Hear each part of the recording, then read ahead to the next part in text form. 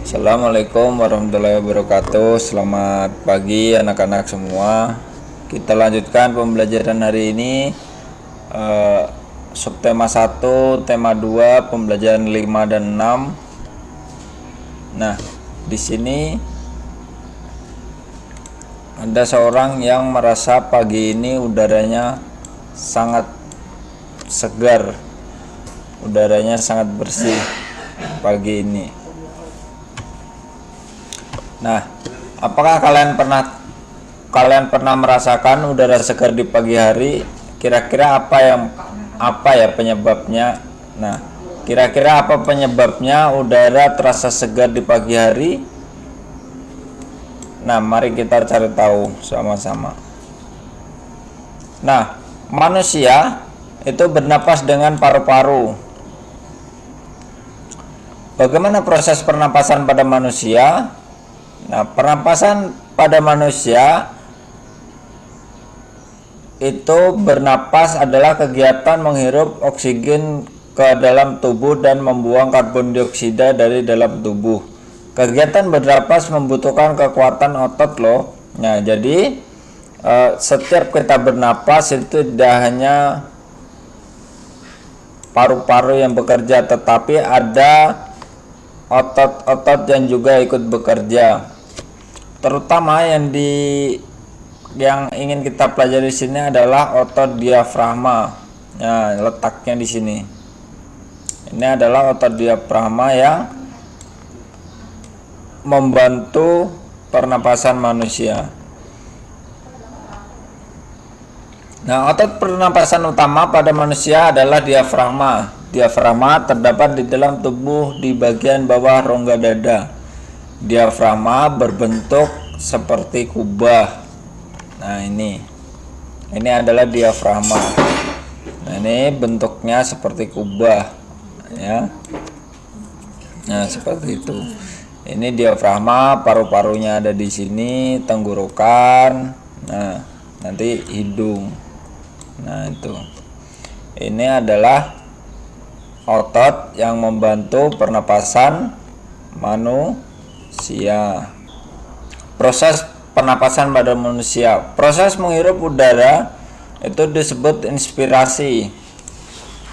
Nah, sebut inspirasi. Jadi udara yang masuk dari hidung ke tenggorokan baru ke paru-paru itu dinamakan proses inspirasi. Nah, sedangkan menghembuskan napas yaitu keluarnya udara dari paru-paru melewati tenggorokan dan keluar melalui hidung itu disebut ekspirasi.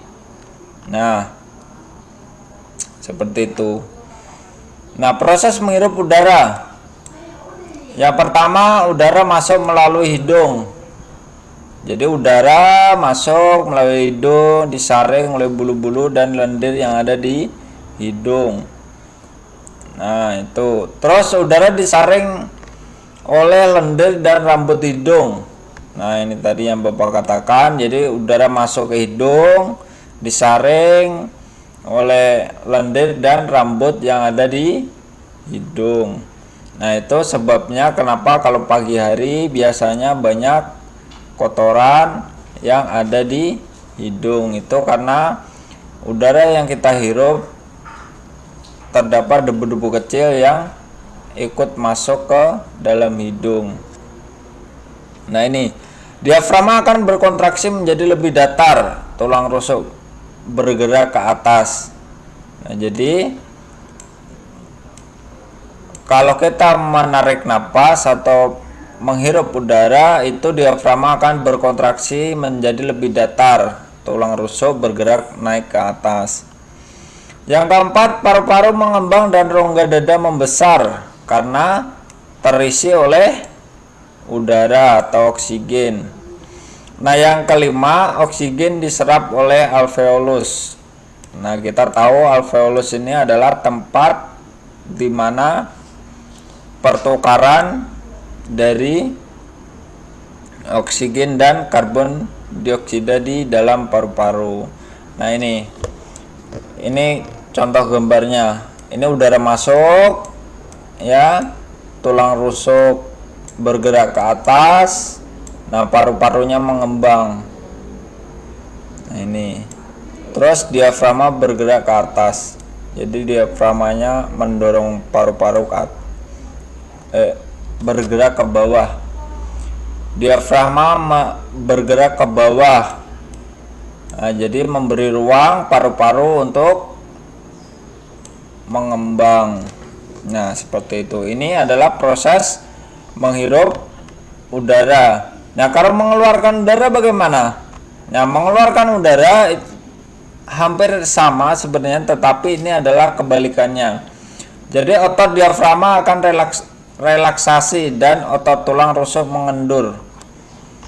Nah, ini paru-paru mengempis dan rongga dada kembali ke ukuran semula.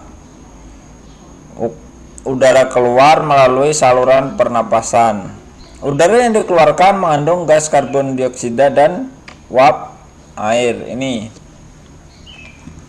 kalau udara keluar, diafragma bergerak ke atas, ya, bergerak ke atas, jadi mempersempit paru-paru, paru-parunya mengecil, tulang rusuk bergerak ke ukuran semula, baru udara keluar. Nah, ini adalah proses mengeluarkan udara atau ekspirasi. Nah, ini proses pernapasan manusia. Udara masuk, paru-paru mengembang, ya, diafragmanya naik. Nah, ini adalah proses dari inspirasi. Nah, sedangkan udara keluar, yaitu paru-parunya mengempis, diafragma turun, ya. Nah, ini adalah proses ekspirasi. Nah, seperti itu. Nah, saat bernyanyi, pengaturan pernapasan sangat diperlukan. Kenapa seperti itu? Ya, karena saat menyanyi kita memerlukan suara yang bagus. Nah, jadi harus sesuai dengan pernapasan. Jangan sampai nanti kita bernyanyi tidak sampai di nadanya, kehabisan napas. Nah, itu sebabnya pernapasan sangat diperlukan. Nah, tangga nada diatonis, masih ingat? Tangga diatonis dibagi menjadi dua. Yang pertama tangga diatonis mayor dan tangga diatonis minor. Ya, ada dua, ada mayor, ada minor. Nah, ini adalah yang tangga nada minor, diatonis minor. Kita perhatikan di sini. Ini ada not baloknya. Nah, ini ada nadanya, nama nada, ya, notasi angkanya. Ini notasi angka, baru ini interval nada. Nah, yang di sini yang membedakan antara mayor dan minor, karena mayor dan minor memiliki interval nada yang berbeda. Ya, seperti itu, ya. Kita lanjutkan. Nah, perhatikan gambar. Di sini ada Lani yang sedang batuk.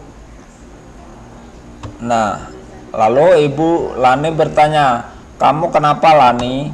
Nah, ayahnya membantu menjawab pertanyaan ibunya, mungkin karena ada asap atau mungkin karena menghirup asap. Nah, dari mana asapnya ini kita cari tahu. Nah, karena ada tetangganya yang membakar sampah. Seperti itu. Tahukah kalian membakar sampah itu berbahaya untuk kesehatan? Pada asap hasil pembakaran sampah terdapat senyawa kimia yang berbahaya bagi tubuh jika dihirup. Nah, itu sebabnya membakar sampah merupakan tindakan yang tidak bertanggung jawab. Ini adalah polusi asap akibat pembakaran. Nah, ini hasil asapnya, ilustrasinya. Nah, di sini ada dioksin, ada SO2, ada NOx, ada furan, ada CO2.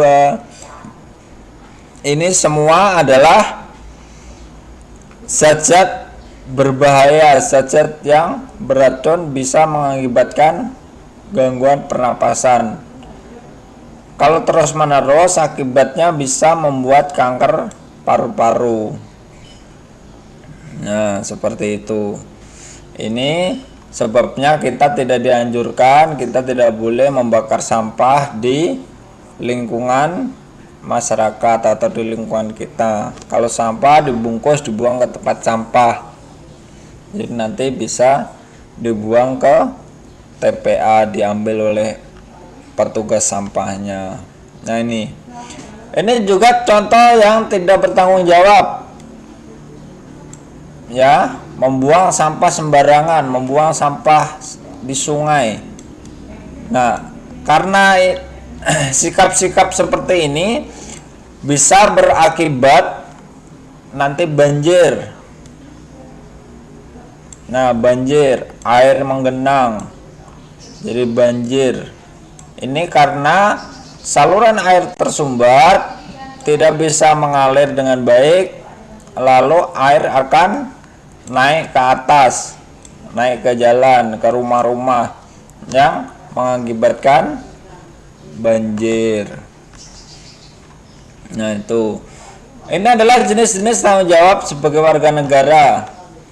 Nah, memelihara ketertiban dan keamanan hidup masyarakat, ya. Terus menjaga dan memelihara persatuan dan kesatuan masyarakat. Nah, itu adalah jenis-jenis tanggung jawabnya. Jadi kita sama-sama memelihara ketertiban dan keamanan, terus menjaga dan memelihara persatuan. Nah, itu adalah tanggung jawab kita semua. Terus meningkatkan rasa solidaritas sebagai sesama anggota masyarakat. Terus menghapuskan bentuk-bentuk tindakan diskriminasi. Jadi tidak boleh kita mengejek, mengolok, diskriminasi. Ya, itu. Ini tadi, agar solidaritas tetap terjaga, kita perlu sering-sering ikut gotong royong, ya. Nah, seperti ini, makan bersama. Jadi yang bapak-bapaknya kerja, ibu-ibunya nyiapkan makanannya, jadi solidaritasnya terjaga. Untuk menjaga keamanan dan kenyamanan bisa siskampling, ya. Nah, ini biar tidak terjadi diskriminasi, ini kita bermain bersama tanpa membedakan satu sama lain. Nah, ini juga harus kita lakukan. Nah, memberi santunan kepada orang yang tidak mampu atau yatim piatu. Nah, ini adalah perbedaan diatonis mayor dan diatonis minor. Nah, ini perbedaannya. Kalau diatonis mayor kemarin kita sudah tahu, yaitu bersifat riang, gembira.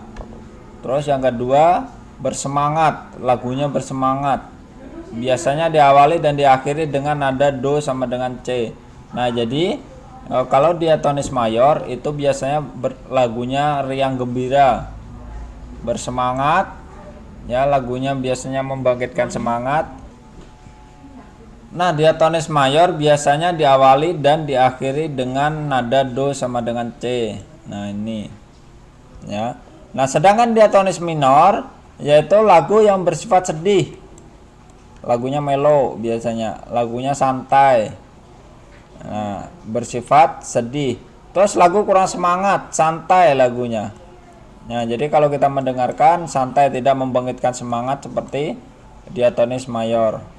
Terus melodi lagu biasanya diawali dengan dan diakhiri dengan nada 6 atau la. Nah, itu adalah ciri-ciri diatonis minor. Nah, ini yang mayor, ini yang minor. Itu adalah perbedaan diatonis mayor dan diatonis minor. Mungkin itu yang Bapak sampaikan. Itu yang Bapak sampaikan hari ini. Terima kasih telah menyimak dengan baik. Mudah-mudahan kalian bisa memahami materi ini dengan cermat, dengan baik. Kalian bisa belajar ya. Selamat belajar, selamat pagi. Tetap jaga kesehatan, jaga patuhi protokol kesehatan yang telah diberikan pemerintah. Sekali lagi selamat belajar. Assalamualaikum warahmatullahi wabarakatuh.